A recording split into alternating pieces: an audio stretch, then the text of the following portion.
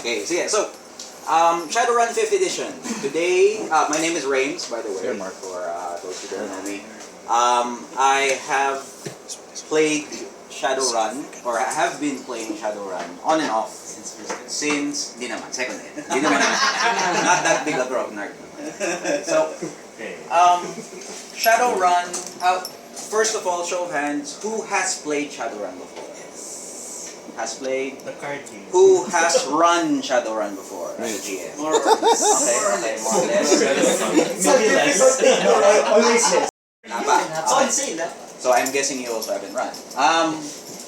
Okay, so Shadowrun 5th edition is, it just came out, and it's a very, very new system. Now, today I'm going to talk about Shadowrun 5th, and to talk about Shadowrun 5th because Shadowrun has a reputation now, okay? And the reputation is, it's hard to run, it's hard to play, tinatamad ako matuto. Okay? So, I can't blame you. Okay? I can't blame you. Because it is what it is. It's a very crunch-heavy game. It's a simulationist game. I'm going to talk about why it's a simulationist game, but I'm also going to talk about why that's a good thing.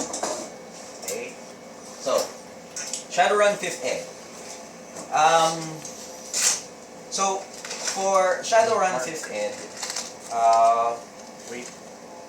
Shadowrun at its core is very much based in reality. Okay? It's set in the future, so it's sci-fi, but it's set just far enough into the future so that it's still plausible. Okay? Now, as an introduction to what 5th Ed, or what the world of Shadowrun is, for the people who haven't tried to play Shadowrun, I'm going to show you a short film, also to kill time. But to show you also a little bit of the feel of what Shadowrun will be. Okay? So, okay. No, hindi ba? Okay, so a short film, I'll skip over some parts.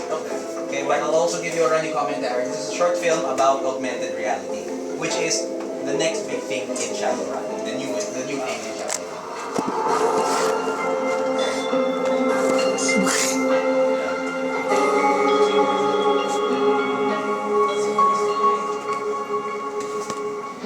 Just prop it up and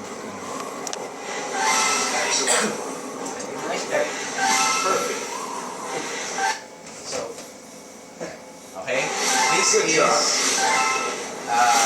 Excellent. augmented reality or virtual Well reality. done. There's two levels of reality. That was agreed. That Exercise. implants. Okay, so I'm just going to skip over a lot of it because it's 7 minutes long. Pero gist of it is, in the beginning, it establishes his lifestyle. He works out using an app which puts him in a world where he's free falling and works out his core. Then he goes to the fridge. The fridge tells him he has this overlay who opens parang RoboCop vision, where the fridge tells him, okay, there's this many servings left of eggs. If you want milk, this is about to expire in so and so. All the information is in there. Buy milk. Okay? There's a little mini game when he cooks called Chef Master that appears in his vision. So everything, he has a score for everything. Okay? He has an app. It's Cooking Mama. Mama will fix. Okay? So this is augmented reality. This is a concept video of what augmented reality can do for us today, or not in the very near future. Okay? But another interesting thing here is the way that media is consumed in the future. Okay, so then he's cooking, so Cooking Mama nga. Okay? And then, Snail zombies from your backyard.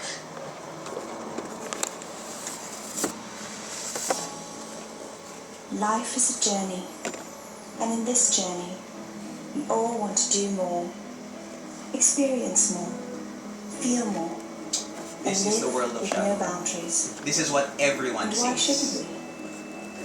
Wait, so all of that technology, it still have Sightseeing. ads? Of course. Who runs the technology? Who runs the technology? Who's selling the technology? Easiest way to make money. So every citizen meron na. every single citizen, except yung mga purists na ayaw. At the sinless. So do they need to recharge? Ha? Nag-recharge ba sila? Yes. Patrick. All your devices. Patrick? Oh, So he's going on a Hi. date. hi. So what a date How is are like you? in the future. Sorry. It's okay. You look great. Thank you. Looks like such a douche. Love your jacket.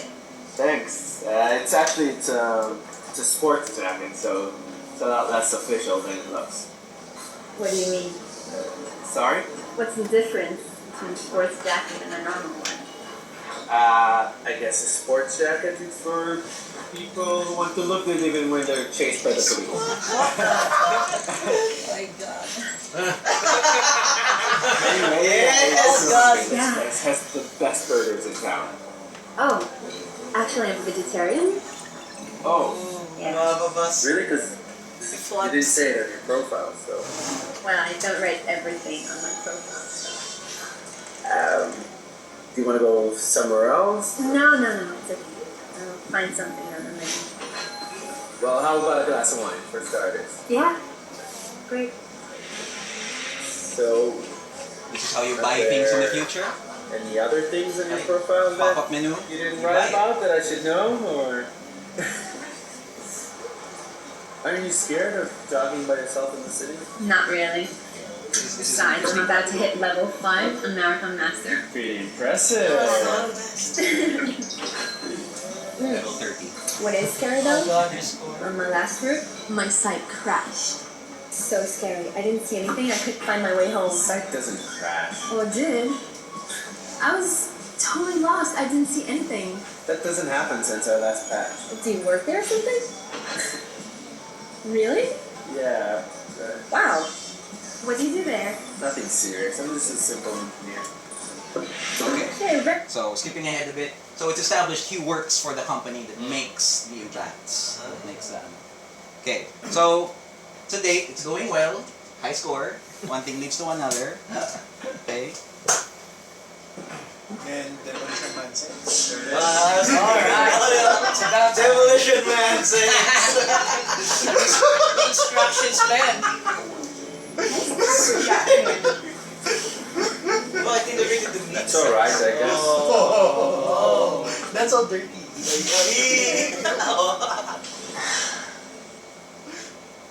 A toast Still with the meat. for a perfect night.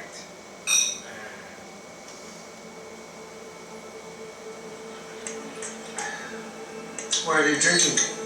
What's that? No. Oh no. It's for I the cannot programming. believe it's just my luck. A friggin' cage. Game it up. Wait, Do not touch me, you creep. Pathetic. I said wait. Hi there. Oh. Inak. Now let's try this again. That is Shadowrun. That's Shadowrun. I want Okay? So, Shadowrun posits a future where you have technology like this. Technology that's convenient, technology that's ubiquitous, technology that's manipulative, technology that can be abused.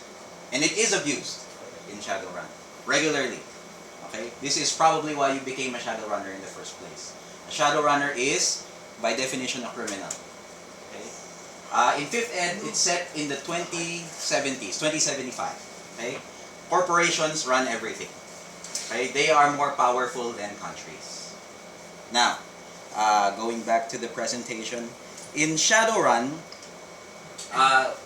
there are lots of evil corporations, which draws parallels to the realities that we have now. Again, everything Shadowrun based in some way in reality.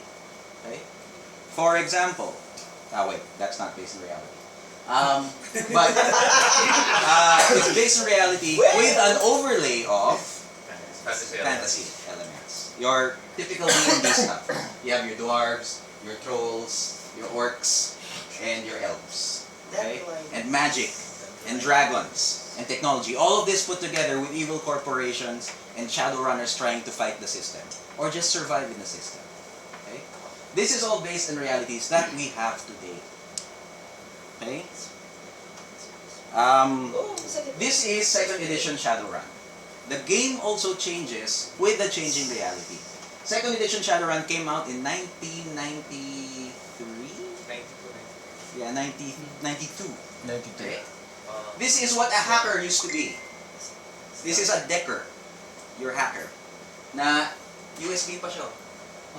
Okay. He had a deck. He would have access a lot of buka. Okay. Analog interfaces. Because that's what technology was like back then. So that's what we think it will be in the future also. These days, the thing about Shadowrun, if you're hacking, is everything is wireless. Okay? Which is one of the changes to the gameplay of Shadowrun. If you're used to Shadowrun 3rd ed earlier. 4th ed, they started to go wireless. Okay? Again, based on evil corporations that we have today. Okay? Corporations like Monsanto. If you don't know, Monsanto is now known as an agricultural corporation. So, they're known for genetically modified organisms. So, they make crops. But what they do is they make crops that are resistant to pesticides. And they make their own pesticide. So what happens is, if you use their pesticide, it will be great for your crops. But you have to use their crops. And their crops are sterile. So you can't replant. So you have to buy from them again. Okay? They're also known, they've been around for a long time. They are also known for Agent Orange, which was a pesticide they developed for the American military during the Vietnam War to wipe out the crops of the insurgents. What did this result in? I'm not going to show you pictures. Okay? Because those would be pictures of tubs full of stillborn babies, deformed stillborn babies, horrible things. And yet they are now the biggest company supplying agriculture in the US and Australia, and they've entered the Philippines. How? Leyte, after Yolanda, they sent help. That I did not hear. They're here. Okay? They've been around, pero they made their first big move after Yolanda, offering aid, offering money, donating to the Red Cross, and offering crops for the farmers of Leyte. Monsanto. Control the food supply, you control the people. Very Shadowrun. Okay? So it's something else. Okay? Another big company in the US. Halliburton, oil company. One of the biggest things that they've managed to do is to get their CEO to become Vice President of the United States. Dick Cheney was their CEO. And he was also Vice President for George Bush. Under his watch, what happened? The invasion of Iraq. Halliburton, during the invasion of Iraq, came in, made $39.5 billion. Okay? Which led many people to believe that the president in the White House was under some sort of evil influence. Okay? Corrupted. Corporations are running the show. Okay? This is a reality that Shadowrun is trying to, that Shadowrun is just reflecting. Okay, let's go a little closer to home. So they're evil. Evil corporations, PLDT. Okay, this is something I found online, so somebody thought of it first. Okay. That's what PLDT stands for. PLDT currently is lobbying against any kind of opening up of the market or any kind of regulation for our telecommunications because they control everything. Okay, here we have an article that's been going around lately, how PLDT deliberately keeps local internet traffic slow for profit. Okay? So we have all these evil corporations running things. We have this technology. We have Google Glass coming in. We have augmented reality already with us. We have begun to have advances in robotics and prosthetics. So you'll start having implants and cybernetics in a generation or two. Okay? Shadowrun is a generation or two away from happening. And it's everything based on the now. This is why Shadowrun is simulationist. Okay? Because Shadowrun is trying to present a game that is as real as possible. This is its weakness. Because it wants to show you something that's so real, to show you all the options. It's all crunch. It's all rules. So you have, for this action, there's this rule. There's this roll. For this roll, there's a counter roll that you have to roll against. Okay? But this is also its weakness because it becomes really complicated. I recently ran a one-shot with DJ where we played for 3 hours for one combat encounter that lasted 6 seconds. That's Shadowrun. That's Shadowrun. Okay? How That's many dice Shadowrun. did you roll? Quite a lot. Okay, so today I'm going to go over some of the basics of Shadowrun with you, just to show you what options are open to you as a Shadowrunner, as a GM, because these options are what makes Shadowrun such a good game. Okay, the fact that you have all these options. Okay, it's not just I'll shoot my gun at him. No. Okay, when you shoot your gun at someone, you take into account your ammo, modifiers, of course, recoil, your skill. Okay, so there are no levels in Shadowrun. It's all skill based. How good you are with a gun determines how deadly you are with it. You can have a guy who's holding a gun for the first time shoot at someone, but have the same gun in the hands of a skilled marksman, a skilled character, and you could kill a lot more people because it's all based in skills, which I'll show you exactly how it works, the mechanics, which should be also very helpful, especially for the guys who've never played Shadowrun before. Okay?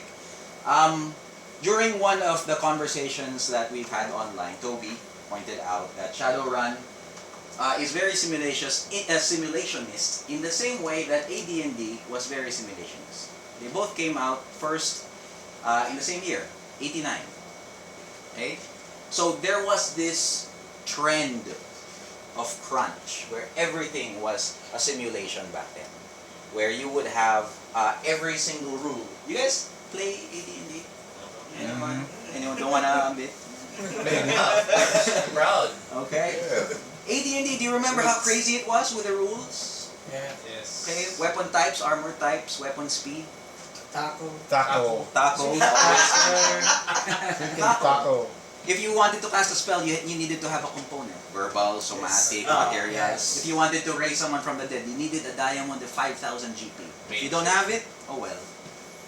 Okay? Into tempo. Okay. Fireball, guano. And Yes. sulfur. Okay? You needed all of that. If you didn't have it, you can't cast a spell. Simulationist. Now, Shadowrun, we all know that D&D has evolved into D&D. It's a very different game now. Much less simulationist. Shadowrun has stayed true to its roots. Okay?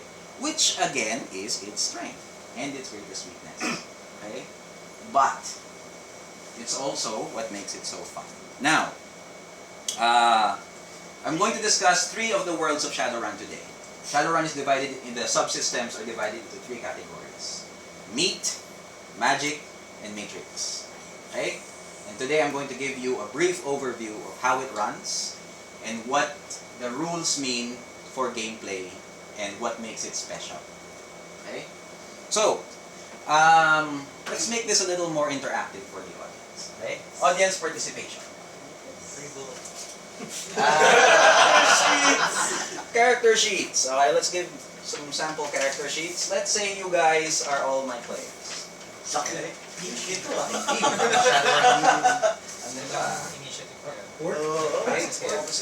These... Street Shaman! Yes. Oh, sorry, I don't have any more Street Shaman. Another Street Samurai? Oh, it's good. Okay. So, Brilliant's form. Oh, eto Yes. pa ako! Street Shaman! okay, so, these are character sheets from the Shadowrun starter kit. So, some of the notation has been simplified. Okay, that's the simplified version. Okay, but don't worry about it because we'll run through the rules that you need to know to operate in certain situations. Okay, so let's go with the most basic. We'll go from least complex to most complex. The first is meat in the physical world. If you're in combat, how do you run things? Now, one thing you have to remember about Shadowrun is all rolls are always in this formula. You have your skill, okay? The attribute it's linked to, attributes, the ones up top, BARS, body, agility, reaction, strength, intuition. Okay, so all of those are attributes. This is what's new about Shadowrun 5. Okay? Now, when you roll, that's the number of dice you roll. Let's say your skill of pistols. Street Sams, what is your skill with pistols? Active skills, 5. Okay, so you start with 5 dice. Let's say you have 5d6. Plus agility. What's your agility? The number in the... Okay, 5 dice. So another 5. So you roll 10 dice. Okay? You roll, and then you count the numbers of 5s and 6s. Those are called hits or successes. Okay? Now, the number of possible hits or successes, this is new to Shadowrun 5, is limited by a certain thing. If you're using a piece of equipment, you are limited by that equipment. In this case, the accuracy of your gun. Okay? Why is this now here? Because in Shadowrun 4, some people gamed the system so badly that they were making ridiculous rolls. Case in point, the Pornomancer. Pornomancer. Pornomancer is a build, is a social beast. Okay? Yes. Where you have all the skills and attributes and modifiers and implants and spells where you could roll up to 40 dice at a time. And you could do anything you wanted. Oh yes. Pornomancer. That's why it was called the Pornomancer. Now this became quite ridiculous, so they put in limits. This limits the number of possible successes that you have. Okay? No matter how many you roll. No matter how many you roll, fine, roll your 40. We'll only limit it to, in case of the Pornomancer, your social limit, which is a derived stat. Okay, it's I think charisma times 2 plus the other mental attributes, logic and intuition. Add all of those, divide by 3. That's your limit. Okay, so bit of math involved, but it's there for a reason. Now, okay, let's say for example that we have 3 characters: our street shaman, our samurai, and our dagger. They are infiltrating a corporate industrial complex. Okay? They run into security. They've done the data steal, they've done the data extraction, now they have to run. Security's been alerted, so now they're trying to escape. They come across one security response guy who's been separated. It's fine. They come across one security security response team, or one member, that's been separated from the pack. So combat ensues. Okay. So, let's assume the Street Samurai rolls initiative and goes first. Okay, so, let's try this. Anyone there with a Street Sam? Sir in red? What's your name? Oh, you're the shaman. Sorry. Street Samurai. Street Samurai. Okay, sir, please come over here and roll. You will experience roller up na lang. Oh no. How many dice are we gonna have? Yep. Okay, so how many dice are we going to have? All the Street Sam. Okay. If he's firing, which weapon is he firing? Black Scorpion, machine pistol. It's a machine pistol, so it's an automatics. Yeah. So what's your automatic skill? It's 5. Plus? What's the Plus 2 is for your specialization. So 7. No, that's base 7. Plus the attribute of agility. 13. The limit of 12. 12. Okay, 12. What's his limit? What's the accuracy of the Seska Black Scorpion? 35? That's the Black Scorpion. Accuracy is Yeah. 5.7. Accuracy is 5 parenthesis 7. It's 5 base, but he has a smart link, meaning it's linked to his eyes. Okay, so it is increased to 7. So, roll your... 7, right? No. Roll your 13 dice. 12 dice. But the maximum number of successes you can have is 7. 5 and 6 success. So, Wait, roll your... Roll everything. Roll everything. Welcome to Shadowrun. Hey, let's count. Wow, that's a really high roll. You just rolled 1, 2, 3, 4, 5, 6 successes. Wow. Okay. With this also. So, 6 successes is the number of hits. Okay. Now after that, the GM rolls the resistance. In this case, sorry, again, font issues. Yeah. Reaction of the target, reaction plus intuition of the target. Okay? Let's say average human being has 3 reaction, 3 intuition. I would roll 6 dice. Okay, 1, 2, 3, 4, 5, 6. Tatamaan ka. And I roll 2 successes, 3 successes. Uy, mataas. Okay? Positive 3 drive. successes, you look at the net. How many did he do? 7. 7. 3 net. Minus 3, net 3. Positive And then you add the net hits to the damage of the Black Scorpion. DV, damage value. 6. Yeah, 6 6 6p. 6. Plus 3, it's 9. He is trying to resist a damage of 9. And then you make a damage resistance roll. Holy Oh crap. boy. Shadowrun! Body and Well, it's armor. not kill the guy. buff na. Now let's say his body is, so he's resisting 9 damage. Let's say his body is average 3. Let's say he's wearing, No armor. Leather armor. now let's give him some kind of response team, armored response. Kevlar. So let's give him some Kevlar. Let's give him 9. Okay? 9 plus 3, 12. I'm rolling 12 dice to resist 9 damage. Wow. So Okay. he's gonna absorb the damage. Which is going to absorb the damage. This is going to cancel out the damage that I just got. So it's a lot of rolling, counter rolling, and that's just one attack. Yeah. Okay? Sounds like exalted. Oo, yung street sound siya eh. But That is one attack. Then, 3 activations per round. But think of the ramifications. What if on the damage resistance test, I rolled 0 successes? Dead. You're dead. If you look at the bottom, there No, are may damage it's the condition monitor, the damage track.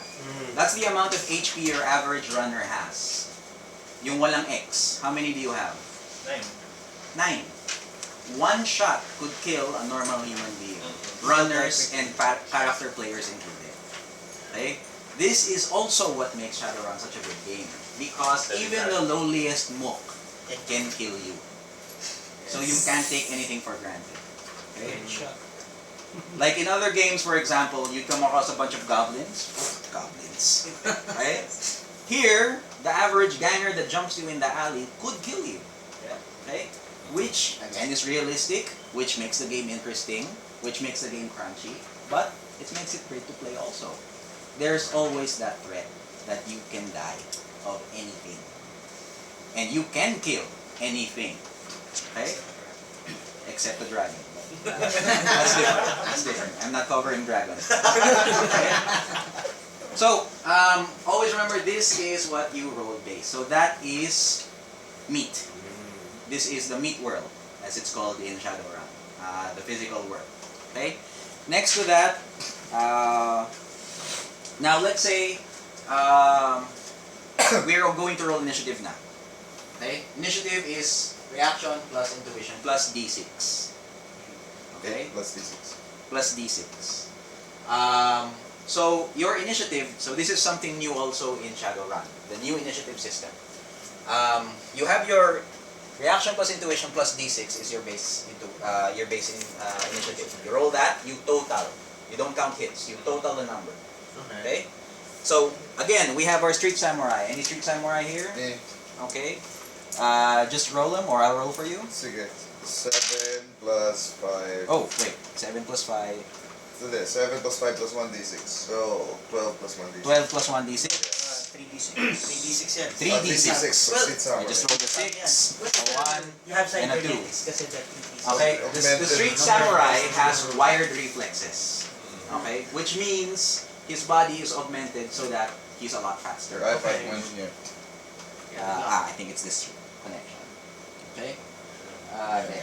Okay. So, I just rolled 9 plus base 12. 9 plus 12, so 21. So 21 is his initiative. Now let's say you have other guys rolling a 12 and an 8. Now, obviously the 21 goes first. What happens is you get to do either two simple actions or one complex action, and always one free action. Now, after everyone has a turn in that initiative order, we subtract 10, which is the next initiative pass. So the 21 becomes 11, and then the 12 becomes 2, and then the other one becomes 0, negative. So wala na siya. It's kind of the So same that's from the next other initiative edition. pass. Okay? Now, there are also actions that let you react to incoming attacks. Let's say you're in melee. Okay? If someone attacks you, you can choose to dodge. You take a -5 penalty to your initiative, but you get to add your gymnastic skill, if you have it, to your defense roll. So instead of your defense roll being reaction intuition, you add gymnastics. You're harder to hit. Again, if it's in melee, you can block. If you have a melee weapon, you add your melee weapon skill, -5 again. Or you could, block is unarmed. Parry is with a weapon. And this is all for melee. Then you can go full defense. -10, which means you lose a turn. But you get to have more bonuses to your defense roll. Okay? So again, you have all these options. And I'm not even covering all the options. I'm just scratching the surface here. You have so many things that you can do in combat, in the physical world. Okay? As a street samurai, you get to act first. You get to act more often. You can shoot. You can. When the street samurai was playing in their game, so it was those 3 characters. So the shaman and the decker, when combat broke out, promptly went. Okay, because one went into VR, the other one went into the astral plane. Okay, and then the street sam just got up and fought off all 3. 2 of them. The other one was locked in astral combat kasi. Okay? So, you are tracking 3 different things happening on 3 different levels. Okay? So, as a GM, yes, masakit siya sa ulo. Okay? Because there's a lot of bookkeeping involved. But, as players, what's cool is that you are all highly specialized. This is also what makes it work in Shadowrun. Everyone is a specialist. A generalist in Shadowrun does not live very long. Yes. Okay? Because you are supposed to be part of a team. Okay? There are very, very few solo Shadowrun adventures. Because you are always meant to work as a unit. You have one working in the meat world, you have one in the astral plane, you have one in the matrix. Okay? Everyone working together towards a common goal. Now, speaking of, let's talk about magic. Okay? So again, we're getting a little more and more complicated now. Okay, so, street shamans over here. So, how do you cast a spell? You use, again, using this formula, first you choose a spell. What are your available spells? Armor, clout, heal, reflexes. Man about this. Hey, so you have some offensive spells, you have healing spells, you have defensive spells. First, you choose what spell you're going to use. Then, spellcasting skill, which is? What's your spellcasting? Sorcery. Okay. It's under the sorcery spell group, skill group. It's in a, para siyang package deal of skills. So your spellcasting goes under your sorcery skill group, which is? 4. 4. Okay. Plus your magic? Attributes task. 5. M. M. Stas. 5. Your total is? 9. That's where you got the 9. M sa taas. That's the M. Attributes. Okay. That's the stat. So, 9. And your limit is the force of the spell. Because now, you have to think, how powerful do I want the spell to be? Because this is what makes magic in Shadowrun interesting. Magic will always cost you as a caster. Okay? In fact, magic can kill you. Casting one spell can kill you if the spell is powerful enough. But you decide if you want that to happen. Okay? So you take the force of the spell. Your force can be anywhere between 1 to triple your M. Triple your magic stat. Okay? So, let's say you're casting... let's continue the example given earlier. Let's say the street samurai promptly kills the security response team. The security guard.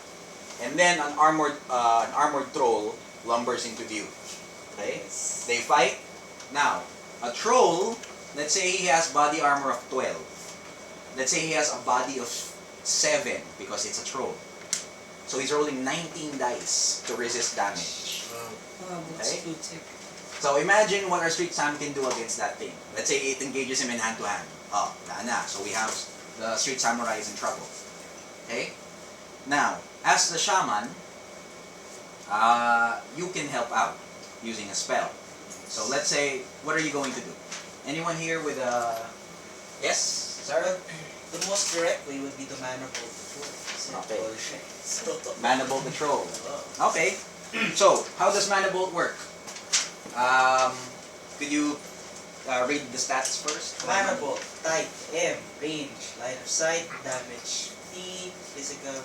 So, it inflicts physical damage. It can kill. As opposed to S damage, stun damage, it can only stun. So, you're aiming to kill with the spell. Okay? Duration, instant. Damage equal to net hits resisted by willpower. There you go. By willpower, that's it. Mababa yun. Okay. Control yun. Okay? Let's say he has willpower 2. Okay. Okay? So, his willpower 2, and your net hits can bring down a troll. So, what force should your spell be? Anong pang resist sa... How do you resist drain? After you cast a spell, what's the drain for the mana bolt? F minus Force, force minus 2. Ooh. You will resist that damage. Okay? So, top 2, 3. So, in this case, you resist drain using Willpower. willpower plus logic or charisma, depending what kind of mage you are. Okay? Are you a hermetic magician? Magic is science. Or are you a shaman? Magic is something that you discover within yourself and in nature. Okay? You are a shaman, obviously, straight shaman. So you will resist drain using your willpower, which is F5. plus charisma. Top with F5. Okay.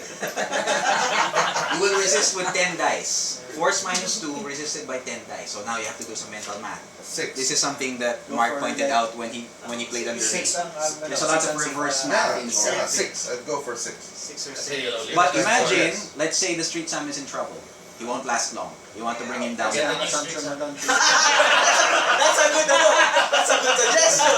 not a suggestion. Jump force dice mo. I'm a dancer. Well, let's say he's carrying the loot. Oh. So Okay. 1/3 nung resistance. So how much, what force will you cast? Will you do a safe spell or will you go all out? It's 4. All out. All out na! Sige, let's try all Para out. don't care Sige, sige, all out afterwards. Incinerate mo. All out. Sabi Oh. naman ang spine mo. Anong force? Sige, 10 na. Force 10. Force 10? Sige! Sige, first time, first time. Okay, remember. I would Michael Bay ang director. Hindi, para after cast mo, please ako na. Remember, on a D6 kasi, on a bell curve, every pip is 16.6, 33.3. So, 1/3, 5 and 6, that's their guaranteed na, ano. Yeah, but Michael Bay's directing the game. Sige, 7. Para safe. 6 is, well, 6, 7 is okay. 6, 7. 6, Mana 7. bolt niya, Okay, 20 feet 7. wide. Let's say 7. Okay, spell casting is, what again? What you roll? 9 dice. Sure. Diba? Okay, So you're taking 3. 9 dice. Once again, I'm going to roll 9 dice. 1, 2, 3, 4, 5 hits. The troll has 2 dice to resist to it. 1 hit. So it So, takes 4 damage. 4 stun damage. 4 stun damage. Okay? No, physical. Sorry, physical damage. Physical. 4 physical Wait, wait. damage. So, So, it's nasa minus almost 2 na halfway. No damage resistance roll. Yeah. That's it. There's no He damage. just Because takes of mana bolt. It takes it. But you have to do the drain. Now you have to do the drain. Yeah. Which in this case is for 7 minus... 7 resisted by how many dice? 10. 10. 8. Sorry, Ay, F force minus 2 yung the drain. So, So 5. Resisting 5 damage using 10 dice. 4, 5, 10 6, dice. 7, 3 of 8, them is on 9, the average 10. succeed. Okay? So once again, Oh, God. 1, 2, 3, 3. Oh, see? Oh. 3. One man. Sorry. Okay? So you can do it like that. So 3. So how much damage do you take? 2. You take 2 damage to yourself. Stun damage. Okay? You get a huge pain behind your Stun pa eyeballs. na. Kasi iba dati. Now, physical siya if you cast more than double your magic. Dapat dinobble mo. So, may Pwede mo i-effect. But you can choose to overcast and it drains health life force from you. Okay? Which makes it also interesting. So you're injuring yourself to make sure you win the fight for the street Sam. burnout. Yes. Meron pa. Sa new rules, expanded rules. Okay? So that's how Magic works. Pero that's just for combat, ah. That's just for combat. You also have spells that let you eavesdrop on conversations, that lets you find objects, telekinesis. You have the element spells, fire, ice, acid, electricity, all of which have different sub-rules. Conjuring. If it's fire, you can also set things on fire. There are fire resistance tests. After they get hit by a fireball, they actually catch fire, and you have to roll for that too. If it's electricity, they get stunned and they're shocked, so they get a penalty to their next few actions. If it's acid, it eats their armor. If it's cold, it makes their armor brittle. So again, more subsystems, but more tactical options. It's kind of intimidating, but once you get the really soul of the Yeah. mechanic, it's just Once that, you get this, it's not so bad. And the fact that you have all these options open to you makes it a lot more interesting also. Wala pang conjuring. When you normally run a game, how many screens do you have? It's a, diba? Parang, Valid what's question, your, what's very your valid ready chart? What This is the Shadowrun 5th edition GM screen. Kulang to. Yes! Kulang to. Okay? I have PDFs here of the other tables that I use often. So normally how many do you have? I flip between 4 to 5 here plus this. I missed that. Yes.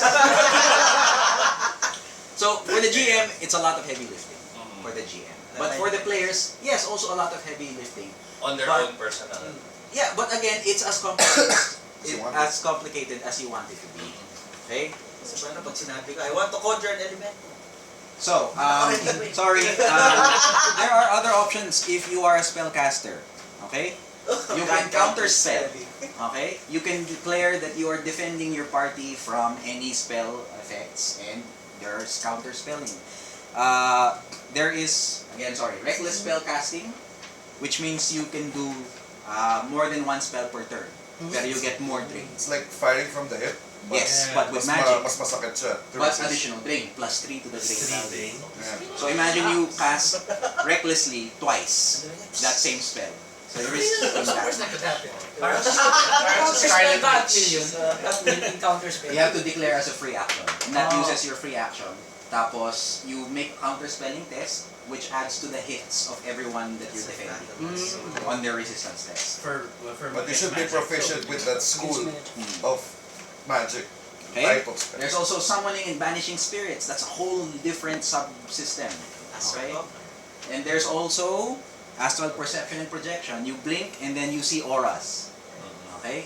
From that, you can look at magical signatures. You can see who cast a spell, what kind of spell was cast. It's illusions. You can check.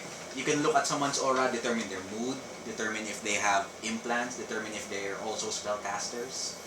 Okay, you can see things other people can't because you can see spirits. Okay, and you can project yourself out of your body. You can lift your astral self out. In Yes. 5th ed, in 5th ed, is there a larger crossover between magic and tech? What do you mean? Are there like devices now to detect astral projecting people? No. It's Still no. There's still niche two separate protection is things. still there. Everyone still has their little niche that they have to fill, which is, I think, also a core concept in Shadowrun. Yeah. You always have your niche. Okay, you always have the food groups, the meat, matrix, and magic.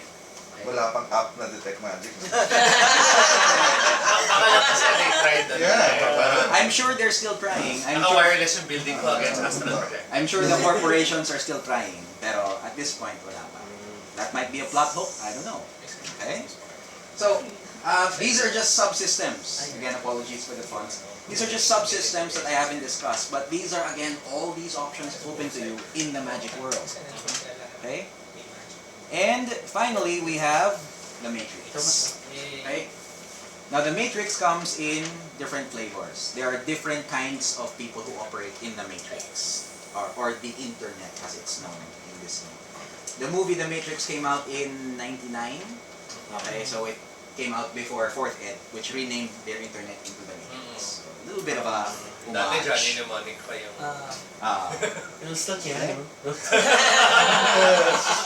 Now, this is what gives me personally the biggest headache when I'm running the game. Can you Okay, the Matrix, because this one is even more complicated because they try again to be as close to reality as they can. Okay, because in the Matrix you have hackers who operate usual. You know what hackers are like. There are also riggers. They are people who use little drones, little machines to do their bidding. Okay, but you also have to monitor them constantly using your comlink. And there's also technomancers. Okay? Technomancers are basically your Neo. You can access the Matrix using only your head. You don't need any machines. Okay? Which gives you weird abilities that if hackers see you do it in the Matrix, like no normal hacker can do that. So this is a technomancer. Each of these have a different rule set. Okay?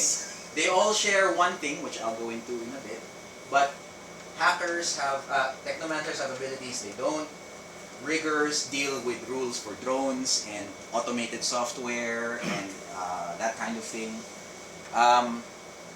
But today we'll just deal with hackers because both of these do things that the hacker is assigned to do. Okay? Now, if you're in the Matrix, you can operate in augmented reality, which is what we saw earlier in that film. Okay? You act on your normal meat initiative, which usually isn't very high because you're not a physical guy. Okay? This reaction plus intuition. Reaction probably not really high. Okay? Also, you get a -2 die modifier to your pool because you are distracted by the real world. So imagine you're hacking into a mainframe in a combat situation, there are bullets flying, you're ducked under the terminal, you're trying to hack in. So you lose focus, -2 die modifier. You could work in Cold Sim VR, virtual reality, which adds 3d6 to your initiative. Okay, so it's huge boost, but you go unconscious. Okay? So you go lawnmower man, and then you're in the Matrix. Cold Sim means you are working with protections. If there's any kind of damage that you suffer in the Matrix, it's stun damage to you. Okay? It could hurt you, but not permanently. You could also go Hot Sim, where you take off all the safeties. You operate much faster, 4d6, and get a +2 die pool modifier to all actions in the Matrix. But the damage is meat. Okay? So if you're hit by ice, you start to bleed from your orifices. Okay? Not a very nice thing. Okay, so that's how interface modes work. So that's only how you access the Matrix. But what do you do in the Matrix? You play Netrunner. That's the best way. And then The newest thing, this is what I like about Fifth Ed. 2 games in one. Overwatch, the great Overwatch division. What is this? This is something new in Fifth Ed. Because hackers were so prevalent in 4th Ed because everything's wireless. Anyone can hack from anywhere. Okay? So, all the companies, this was unprecedented, all the major corporations worked together. This is something that never happens to create the Grid Overwatch division. The Internet Police, also known as God. Okay? So, anytime you do anything in the Matrix, if there's any kind of defense test, the GM has to note down each success on every defense test and add. This is your Overwatch score. Okay? This score goes up constantly while you're in the Matrix. That's When you hit 40, okay, you're in trouble because God is watching. And this is called convergence when you hit 40. God finds you, you take 12 damage stun. Ouch! Then you take dump shock. They Ouch. kick you out of the Matrix, but your system can't handle it.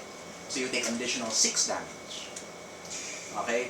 And they inform the closest authorities that you're there. So you're bleeding, you're unconscious, and the police knows where you are. Okay? So you don't want convergence to happen. Okay? But I think this is a very cool mechanic that they added in 5th. Again, more bookkeeping, makes it even more complicated, but fun. Okay? I've had a player forget about his great Overwatch score and then just went crazy hacking everything. Just wanted MP3s. Sana din. It always starts there. He was in a bar.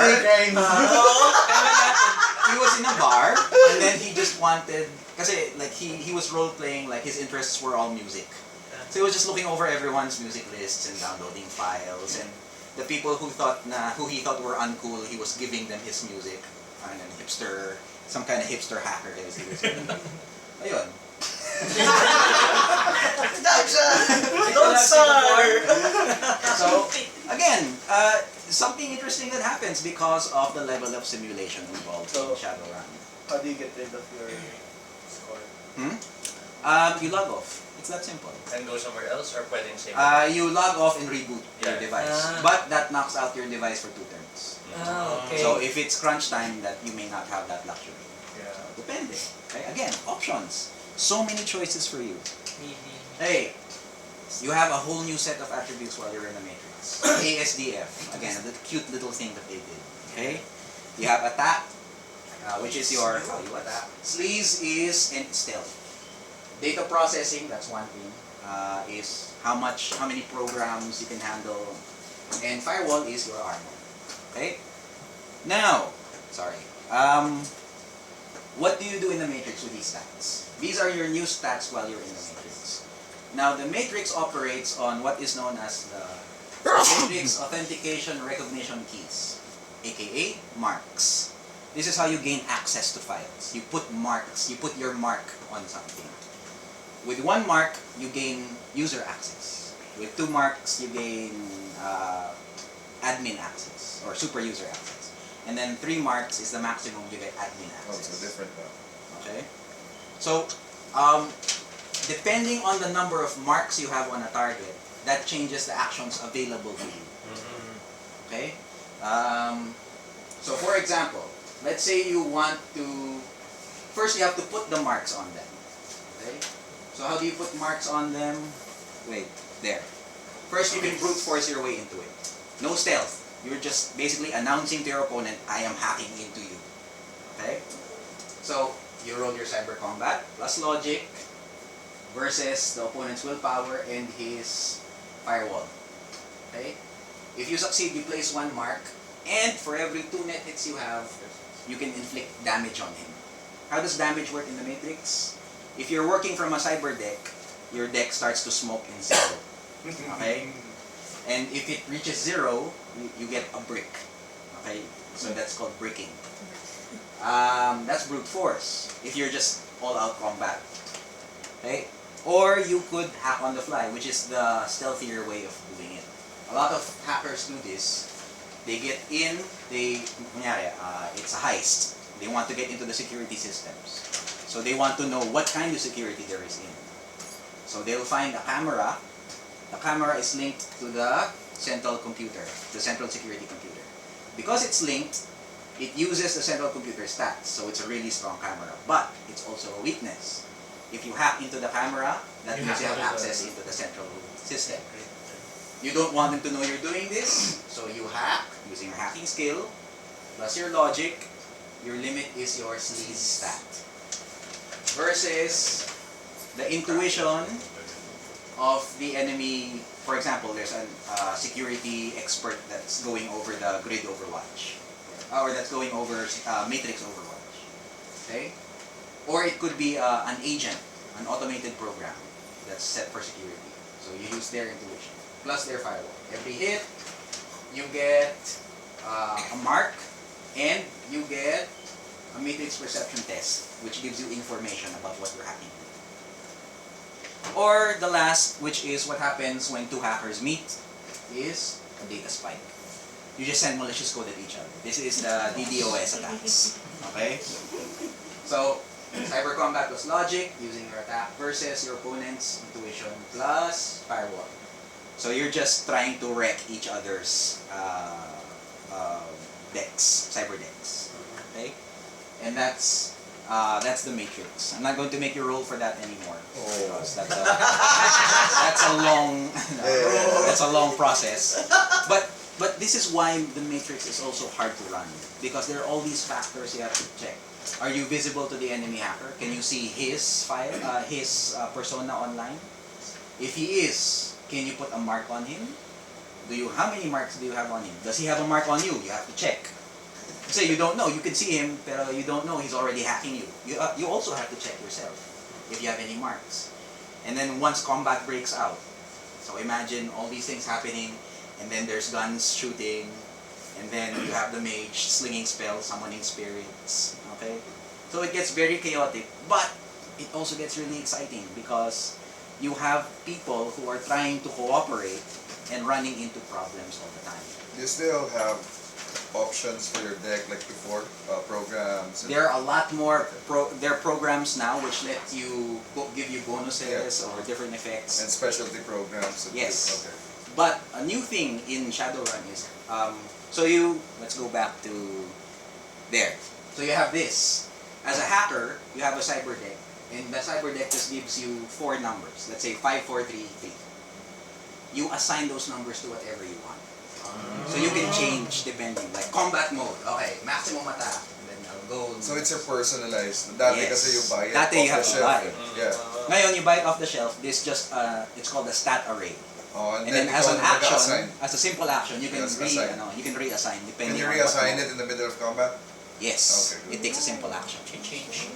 Okay. Awesome. So again, more options, more interesting, but also a lot more things for you to keep track. It's like parang Windows, new desktop. Or batch file, Yeah. old school. Batch file, attack mode. Okay. So, Galing. next. Nice change. So once you have marks on a target, what can you do? Different things. My animations aren't working properly. You can control a device if you have marks on it. If you want, for example, there's a turret, an enemy roto turret. Okay? You could make it do an action. If you want it to do a free action, it costs 1 mark. Or you need to have 1 mark. If you wanted to do a simple action, like what can you do? Fire. That's you need 2 marks on it. If you want a complex action like reboot or format self, you need 3. But you could do that. If you have 3 marks on it, tell it, format. Boom. And then it's bricked. Okay?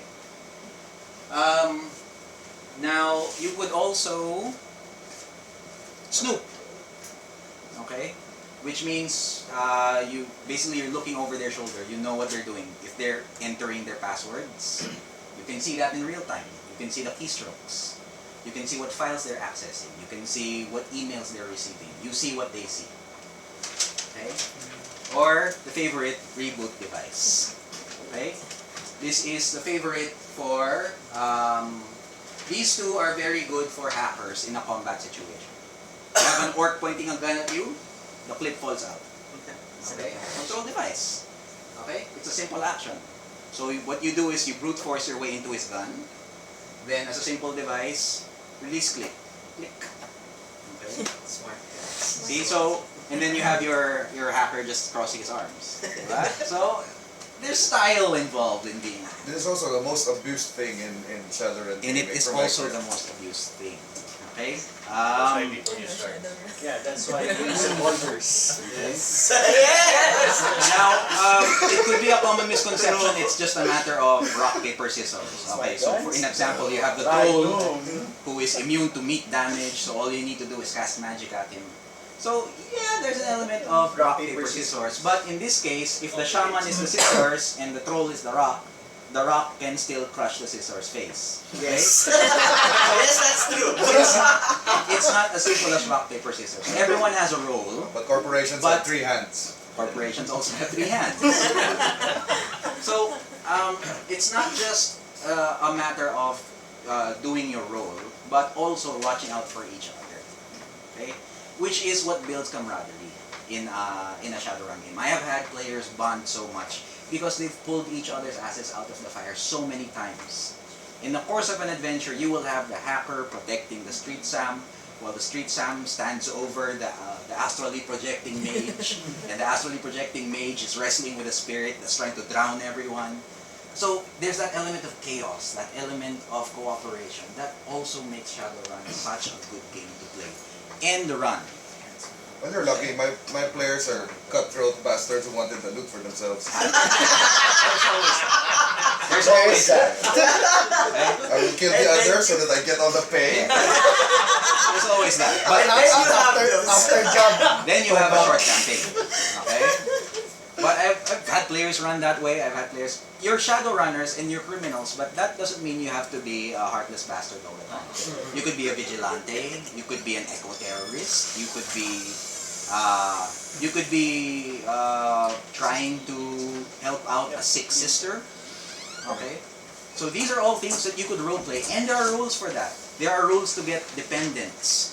You have a kid. I had a Shadowrunner who had a child. Okay?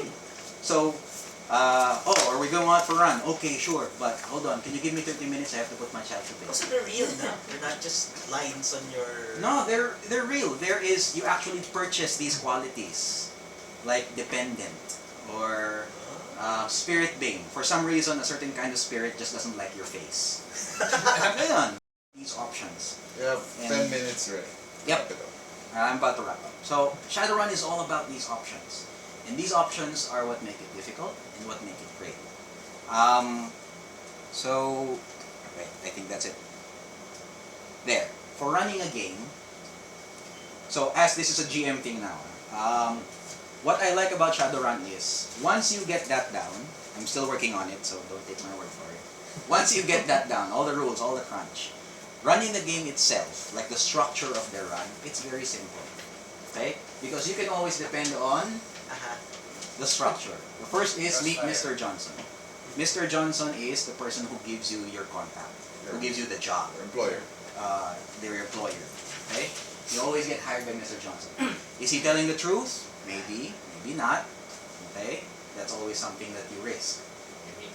It's a Okay? trap. You meet in the tavern, you meet in, you could meet online. I've had the Mr. Johnson appear to them astrally projecting. If Mr. Johnson could be, miss. yeah, it could be anything. It could be something in over the matrix. Okay? After that, you do your legwork. You get a job, for example. Let's say I want you to recover the data that was stolen by this corporation earlier today. Guarded by ninjas. Okay? Troll ninjas. It Troll happens. ninja! Okay, that's okay. No, they're troll. Why not? Why not? You Troll could. ninjas. They just have things. They're good. You know? So you get your job. Once you have the job, then you do your legwork. Okay? So where is this data being held? Who is holding it? What can we do to get into it? So this is where you start using your contacts. Your characters always start out with contacts. You know police, you know gangers, Mag-investigate, you know, and then you start investigating. You ask around, you spread some bribes. Your hacker starts probing their defenses. Okay? And then after that, you have the planning session. Okay, this is what we've gathered so far. It's in this facility, in this room, this is the security they have. Okay? On this day, this will happen. Something like that. So imagine all the great heist movies that you've seen. Okay? Ocean's 11, Yeah. Inception, we were Mission just talking Impossible. about that earlier. Mission Impossible, this is that. And this is what I think is the best part because this is where players get invested. This is where it depends. I monitor their planning. If they're on the right track, I kind of let them do their thing. But if they're starting to overcomplicate their plan, so, I'm going to disguise myself as a troll. And then I'm going to stage a fight in front. And then you kind of have to step in. So it depends.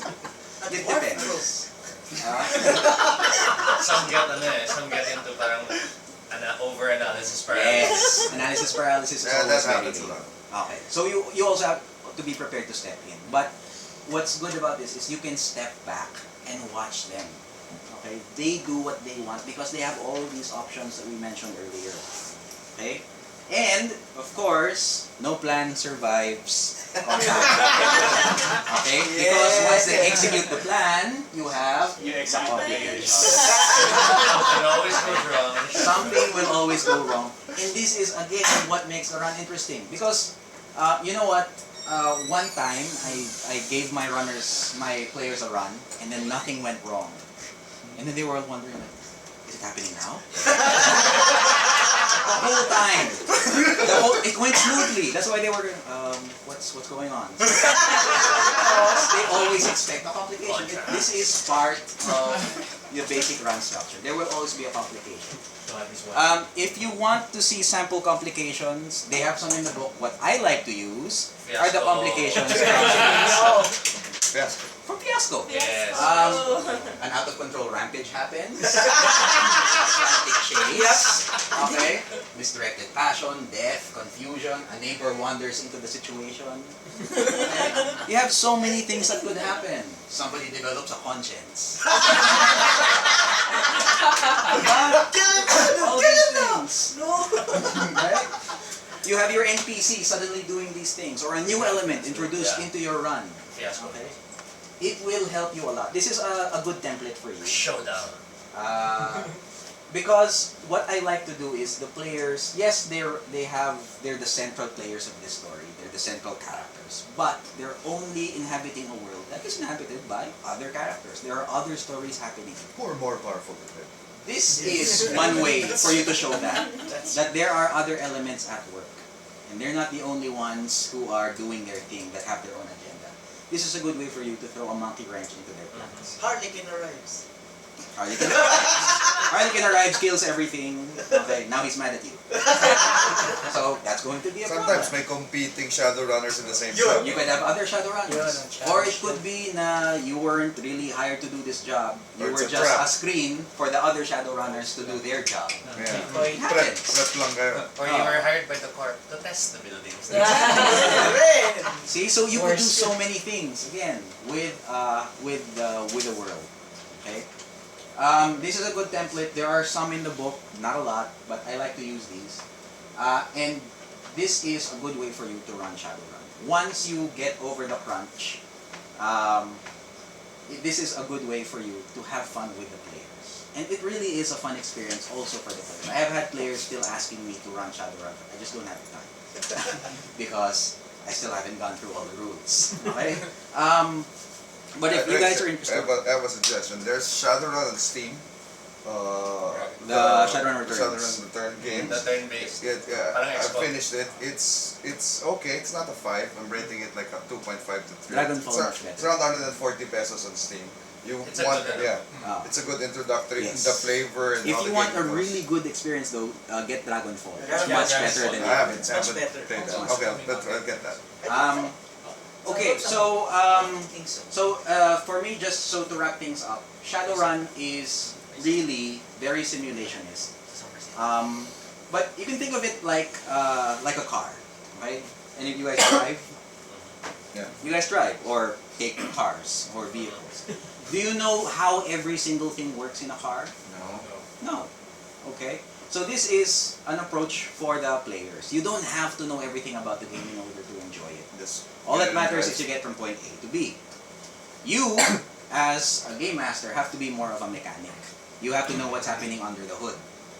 But don't let that scare you. Because again, Shadowrun is only as complicated as you want it to be. If you don't remember what the rule is for this role, just assign a threshold based on the difficulty. You can eyeball things. Just Don't use let the the fact, formula. yeah, it's just a formula. Don't let the fact that it's very simulationist mean that you have to use this all the time. If you know the system enough, you can start tinkering around with it. Okay, and you can simplify things, make things flow faster. You could do some tricks with encounters to make them run faster. So a 6-second encounter isn't 3 hours long. Okay. You can house rule stuff. You can house rule stuff. This is not a game that doesn't allow house rules. Okay? They throw a lot of rules at you, and you can pick and choose. Okay? And that's something that I want you guys to consider when you're getting into Shadowrun, because it has a lot to offer. That being said, I am offering a Shadowrun game here every Friday, twice a month. I already have some players who are playing, but we'll start. If anyone's interested, just let me know. Okay? Awesome. Remade? Huh? Remade characters. It could be, or I think it's more fun if you make your own. Yun. It's more fun if you make your own. Fifth ed. Fifth ed. Fifth ed, of Of course. Okay. Because I'm also still learning the system. The best way for me to learn the system is to learn it. Okay? And that's why I do. Any questions? Yes. Sa 5th ed, binalik yung priority tables. Yes, for character generation, my priority tables ulit. Okay. Okay. Which is something, if you get into character generation, I think it's good. Pero it makes the game a lot more balanced also. Because hindi na siya as open. They fix issues with 4th ed being broken. Yes. Now you'd have really uber broken characters. They fix that with the priority games. Especially with these ads. Okay? So, any more questions? Paano leveling ito? Leveling. There are no levels. Kasi, No so, levels. ang mangyayari siya is you gain Per karma, XP, karma, Ah, okay. which you use to gain skills. Or abilities, ability abilities, increases. or money. Ah, Money is very important in this world. Lalo na kung Street Sam. You can buy better gear, better implants. Better, Gear is king. Also. Okay? That's on sale sa drive-thru. The PDFs are on sale. That is, drive, di ba yun yung 4th ed? Hindi, Humble Bundle. If Humble Bundle yung... Humble Bundle. Well, the other bundle. Bundle of holding. Yes. But yeah, Shadowrun is also available here. I think they have one book over there, na Run and Gun up there. But I think GL also carries other books. So if you're interested, just let me know. If you're running, you can always just, if you're not clear on a rule, we'll figure it out together. I'm not claiming to know the answer. We'll figure it out together. Okay? Alright, so that's it guys. So hope that was